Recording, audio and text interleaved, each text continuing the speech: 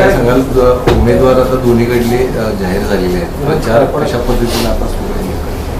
नाही, श्रीमान छत्रपती शाहू महाराजांची उमेदवारी फार पूर्वीच जाहीर झाली होती आणि तिन्ही पक्षांनी आणि इंडिया आघाडीने शिक्कामोर्तब केल्यामुळं आमचा एक राऊंड प्रचाराचा ऑलरेडी पूर्ण झालेला आहे आणि प्रचंड पॉझिटिव्ह एनर्जी कोल्हापूरकरांच्या मध्ये आहे की कोल्हापुरातल्या मातीतलं व्यक्तिमत्व छत्रपतींचं हे दिल्लीला पाठवायचं, त्यामुळे आम्हाला 100% मताधिक्यानं आमची सीट येईल याची खात्री आहे.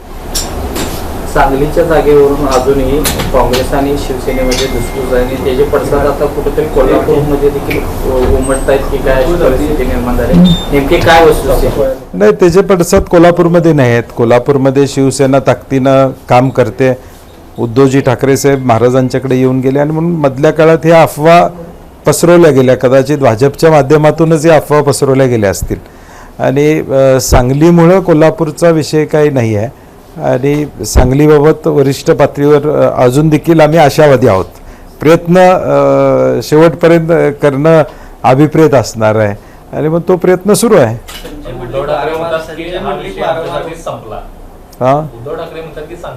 नाही, बरोबर आहे. शेवटी पक्षप्रमुख म्हणून त्यांची भूमिका योग्यच आहे, कारण की त्यांनी ऑलरेडी तो निर्णय घेतलेला आहे. आता वरिष्ठ पातळीवर प्रयत्न करणं, शेवटी काँग्रेस म्हणून त्यांची मनधरणी करता येते का, त्यांना कन्व्हिन्स करता येते का, हा प्रयत्न चालू आहे. आमच्या परीने प्रयत्न आम्ही करणार. त्यांनी त्यांची भूमिका केली आहे म्हणजे त्याच्याबद्दल काही दुमत असायचं कारण नाही. संजय मंडलिक वारंवार एक वक्तव्य करतायत, शाहू महाराजांच्याबद्दल आदराचं स्थान आहे, तर मग राज्यसभेला त्यांना का पाठवलं नाही, कुणाचा तरी बळीचा बकरा करायचा म्हणून शाहू महाराजांना उमेदवारी कोणीतरी दिली, हे ट्रोप तुमच्यावर दिसतोय त्यांचा? नाही, मला वाटते आत्ताची वैचारिक लढाई चालू आहे आणि या वैचारिक लढाईमध्ये शाहू महाराजांनी उतरावं अशी तमाम कोल्हापूरकरांची इच्छा होती, कारण की देशात आता जे गढूळ वातावरण निर्माण झालेलं आहे आणि या गढूळ वातावरणात शाहू महाराजांच्या माध्यमातून एक निर्णायक भूमिका, महाराष्ट्राची भूमिका दिल्लीत जावी. राज्यसभा हा एक विषय वेगळा आहे, लोकातून त्यांनी जावं अशी साधारणपणे अपेक्षा असल्यामुळे ते लोकसभेला उमेदवार म्हणून पुढे येत आहेत आणि जनतेचे उमेदवार, जनतेची निवडणूक आहे, त्यामुळे आता राज्यसभेवर जायला पाहिजे होतं, हे जायला पाहिजे, ठीक आहे, हे बोलायला हरकत नाही, परंतु शेवटी लोकांच्यातून निवडून जाण्याची भूमिका ही आमच्या सगळ्यांची त्यांच्या बाबतीतली आहे. हसन मुश्रीफ यांनाच धरून म्हटले की हसन मुश्रीफ म्हटले की शाहू महाराजांना आम्ही निवडणुकीच्या रिंगणात उभा राहू नका, हे आदराचं स्थान आहे असं म्हणतो आणि वैयक्तिक ठिकाणी टीका व्हायला सुरुवात झाली. इकडून जर वैयक्तिक टीका झाली तर मग या स्थानाचं काय होईल अशा पद्धतीने? नाही, मला वाटतं वैयक्तिक टीका टिप्पणी दोन्हीकडून होणं अपेक्षित त्या ठिकाणी नाही आहे आणि म्हणून आम्ही आमच्या पातळीवर सगळ्यांना सूचना दिलेल्या आहेत किंवा वैयक्तिक टीका टिप्पणी कुणी माझ्या स्तरावरून कुठेही ती होणार नाही याची दक्षता घेऊ. ही निवडणूक वैचारिक आहे आणि शाहू महाराजांना लोकसभेत पाठवावं यासाठी लोक असुसलेले आहेत, लोकांची इच्छा आहे आणि म्हणून वैयक्तिक टीका टिप्पणीला काय फार आमच्याकडून महत्त्व दिलं जाणार नाही, परंतु तिकडनंही सोशल मीडियाच्या माध्यमातून काही गोष्टी होत आहेत. आता ते कोणाच्या कंट्रोलमध्ये नाही आहेत, काही गोष्टी ज्या कंट्रोलमध्ये नाहीत त्या आपण काही करू शकत नाही, परंतु आमचा प्रयत्न राहील की निवडणूक चांगल्या पद्धतीनं पारदर्शक म्हणूया किंवा एक वैचारिकरित्या लोकांना कन्व्हिन्स करण्याचा आमचा प्रयत्न राहील. त्यांच्याकडून देखील भाजपकडून मी यांच्याकडून म्हणत नाही, भाजपकडून ज्या पद्धतीचं एक वेगळे व्हॉट्सॲप मेसेजेस चालू आहेत, मी स्वतः काल जिल्हा पोलीस प्रमुखांना पत्र दिलेलं आहे की अशा पद्धतीचे चुकीचे मेसेजेस महाराजांच्या बाबतीतले चालू झालेले आहेत आणि ते आलेले आहेत आणि म्हणून आत्ता सुरुवात तिकडनं झालेली आहे. सुरुवात इकडच्या खालच्या कार्यकर्त्यांनी केलेली आहे आणि आमची काही मान्यता नाही त्याला. असं काही घडत असेल तर त्याला काही मान्यता आमची नाही आहे, म्हणजे माझी 100% नाही. आणि म्हणून पहिले मीच तक्रार जिल्हा काँग्रेसचा अध्यक्ष म्हणून 3 दिवसापूर्वी जिल्हा पोलीस प्रमुखांच्याकडे दिलेले की चुकीचे मेसेजेस महाराजांच्याबद्दल पसरवले जात आहेत, SMS व्हॉट्सअप येत आहेत आणि म्हणून त्याच्यावर कारवाई करू म्हणून मी ऑलरेडी पत्र दिलेलं आहे. मोदी की गादी अशा पद्धतीचं एक सोशल मीडियावरती चर्चा रंगताना ते नेमकं नाही, तो विषय कालबाह्य आहे. म्हणजे आता तो मी म्हणलं तसं मी ही परवा देखील म्हणलं, ही लढाई कोल्हापूरच्या अस्मितेची आहे, कोल्हापूरच्या मातीची आहे आणि रांगडं कोल्हापूर हे कोल्हापूरकरांच्या बाजूनं या ठिकाणी राहणार. कोणतरी काय सांगते म्हणून हा विषय इथं नाही. तर शेवटी कोल्हापूरच्या अस्मितेची लढाई आहे, छत्रपती शिवाजी महाराजांच्या विचाराची लढाई, आणि कोल्हापूरकर शाहू महाराजांच्या बाजूनं राहणार. पण आजही एका बाजूला खासदार महाडिक म्हणतात की आम्ही शाहू महाराजांच्यावर वैयक्तिक टीका करणार नाही, मात्र दुसऱ्या बाजूला सोशल मीडियाच्या माध्यमातून अशा पद्धतीची टीका. नाही, म्हणून मी त्याचं उत्तर मगाशीच दिलं की सुरुवात तिकडनं झालेली आहे. त्याच्याबद्दल लेखी तक्रार मी जिल्हा पोलीस प्रमुखांच्याकडे दिलेली आहे. परत एकदा आपण ज्यावेळेस मागची प्रेस कॉन्फरन्स झाली त्यावेळेस देखील म्हणाला होता की अशा पद्धतीचं सोशल मीडियामध्ये खूप मोठ्या प्रमाणावर चालू आहे, परंतु पुन्हा एकदा असे काही मेसेज व्हायरल होत आहेत की आदर दागिना किंवा नाही, ते जाऊ दे. ते त्याला तो काय सोशल मीडियामध्ये काही मेसेजेस येणं एका पातळीपर्यंत आपण समजू शकतोय. त्याला आम्ही वेगळ्या पद्धतीनं उत्तर देऊ की कशा पद्धतीनं त्याला उत्तर द्यायचं ते सुरूच आहे आमचं. मान गादीला मत गादीला हे चालू झालं आहे आमचं, त्यामुळे त्याचा काही विषय नाही आहे. तो सोशल मीडियावर चालेल. ती खालची पातळी येऊ नये एवढी अपेक्षा आहे. नाना पटोले यांचा भाजपच्या नेत्यांशी छुपा संबंध आहे असे आरोप प्रकाश आंबेडकरांनी आज केलेला आहे. गंभीर आरोप. नाही, मला वाटते थोडं वैयक्तिक तिथल्या विदर्भाच्या विषयावर कदाचित ते बोलले असतील, परंतु मला तसं काय त्यामध्ये तथ्य वाटत नाही. आणि आता एकत्रितपणे प्रदेशाध्यक्ष असतील, थोरात साहेब असतील, आम्ही एकत्रितपणे भाजपच्या विरोधात लढाई करतोय, त्यामुळं तसं अंडरस्टँडिंग कुणाचं असण्याचं काही कारण नाही. शेवटचं काही ठरलं कारण अजूनही यांना सोबत घेण्याचं तुम्ही सांगा. नाही, अजून शिवसेनेनं परवा 17 मला वाटतं यादी जाहीर केली लोकांची. ते आता हातकणंगले त्यांनी जाहीर केलेलं नाही, त्यामुळे अजून हातकणंगलेची चर्चा वरच्या पातळीवर चालू आहे. महाविकास आघाडी म्हणून अनेकांशी चर्चा आम्ही इथल्या स्थानिक लोकांशी प्रामुख्याने केलेली आहे, आणि सगळ्यांचीच इच्छा साधारणपणे दिसते की राजू शेट्टींच्या बाजूनं आपण राहावं, कारण की आता वंचितनं ऑलरेडी तिथं उमेदवार दिलेला. आता त्यामुळं या सगळ्या चर्चा वरिष्ठ पातळीवर होतील आणि आज किंवा उद्या मॅक्झिमम यातनं निर्णय येईल. प्रसार माध्यमातून कळालं, मला पुढं काय त्यांच्या माहिती नाही. सातारा लोकसभेसाठी पृथ्वीराज बाबांचं नाव पुढे गेलं. जयंत पाटील आणि त्यांची बंद खोलीत 1 तास चर्चाही झाली. त्या संदर्भातली काय चर्चा झाली मला सांगता येणार नाही, परंतु शेवटी महाविकास आघाडीचे उमेदवार निवडून येणं, साताऱ्यामधलं उमेदवारी जर राष्ट्रवादीला गेली तर राष्ट्रवादीचा उमेदवार निवडून आणण्यामध्ये पृथ्वीराज चव्हाण साहेबांचा सिंहाचा वाटा असणार आहे. उद्या भविष्यकाळात काय होईल 8 दिवसात हे मी आत्ता बोलू शकणार नाही, परंतु शेवटी भेटण्यामध्ये काय अडचण नाही. शेवटी जिल्ह्यातलं आम्ही आता जयंत पाटील साहेब कोल्हापुरात आले की आम्ही दोघं भेटत असतोय, म्हणजे सातत्यानं भेटी आता निवडणुका असल्यामुळे एकमेकाला भेटणं हे चालूच राहणार आहे. काँग्रेस उमेदवार रवींद्र धंगेकरांसंदर्भात एक ट्रोलिंग चालू होती 8वी पास, अशा पद्धतीने भाजप ट्रोलिंग करतात. मला वाटतं नाही, अशिक्षित शिक्षित असा विषय करण्यापेक्षा कर्तृत्व कुणाचं आहे याचा विचार करावा. धनगेकर हा पुणेकरांचा उमेदवार आहे, कर्तृत्व धनगेकरांचं महत्त्वाचं आहे.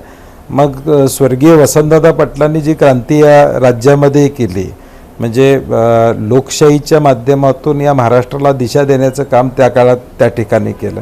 ठीक आहे, शिक्षणाची आवश्यकता असणं हे मी नाही असं म्हणत नाही, परंतु आज उमेदवाराची कार्यक्षमता आणि सामान्य माणसाला तो उमेदवार आपला वाटतो.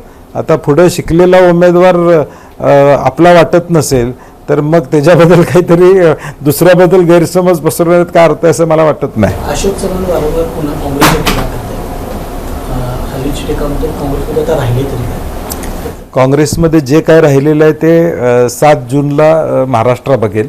महाराष्ट्रामध्ये काँग्रेस जिवंत आहे, ताकदीनं उभी आहे, आणि निकालामध्ये स्पष्ट दिसेल की काँग्रेसची ताकद या महाराष्ट्रामध्ये काय आहे. नाना पटोले यांच्या एकूणच भूमिकेवर अशोक चव्हाण यांच्याकडून अजूनही संशय व्यक्त केला जातो. नांदेडमध्ये देखील त्यांनी जाणून बसून कमकुवत उमेदवार दिलाय, अशा पद्धतीचा एक संभ्रम निर्माण करायचा. नाही, तसं काय नाही. नांदेडचा उमेदवार देत असताना स्क्रीनिंग कमिटीमध्ये आम्ही सगळेच आहोत. थोरात साहेब आहेत, मी आहे, विजय वडेट्टीवार जे आहेत, सगळी सारासार चर्चा झाली. मराठवाड्यातले काही नेत्यांशी प्रामुख्यानं चर्चा झाली, आणि वसंतराव चव्हाण साहेब हे योग्य उमेदवार आहेत. या दृष्टीनं शेवटी तिथली पार्टी पुढच्या काळामध्ये चालवणं, निवडणुका झाल्यावर सुद्धा चालवणं, आणि आम्हाला कॉन्फिडन्स आहे की पूर्वीपासून ते आदरणीय शंकरराव चव्हाण साहेबांचे कार्यकर्ते असल्यामुळं ताकदीचे आहेत, त्यामुळे तिथं काय शंका निर्माण करण्यात काही पॉईंट नाही. प्रकाश आंबेडकरांनी 7 जागावर काँग्रेसच्या पाठिंबा दिला, त्याबद्दल अकोल्यामध्ये त्यांना पाठिंबा दिला. नाही, तो आता खरगे साहेबांच्या वरचा विषय, वरिष्ठ पातळीवर विषय, तो आम्ही चर्चा करण्यापेक्षा वरिष्ठ पातळीवर त्याच्यावर निर्णय होईल. काल दिल्लीमध्ये एक महारॅली झाली भाजपच्या विरोधात असेल किंवा आप केजरीवाल समर्थन झालं. एक वेगळं वातावरण या निमित्तानं देशात तयार होतं, काय सध्या? नाही, ज्या दिवसापासून इंडिया आघाडी झालेली आहे त्या दिवसापासून आपण बघतोय की लोकांना पर्याय मिळालेला आहे. कारण की 2019ची आकडेवारी आपण बघितल्यानंतर भाजप स्वबळावर येऊ शकत नाही. आता सगळ्यांना धरून एक आकडा गाठायचा असं ते सातत्यानं म्हणतायत, परंतु तो आकडा त्यांना गाठता येणार नाही. कारण की इंडिया आघाडीचे एकाच एक उमेदवार हे बऱ्याच राज्यामध्ये किमान 250 ठिकाणी होतील अशी आत्ताची आकडेवारी आहे.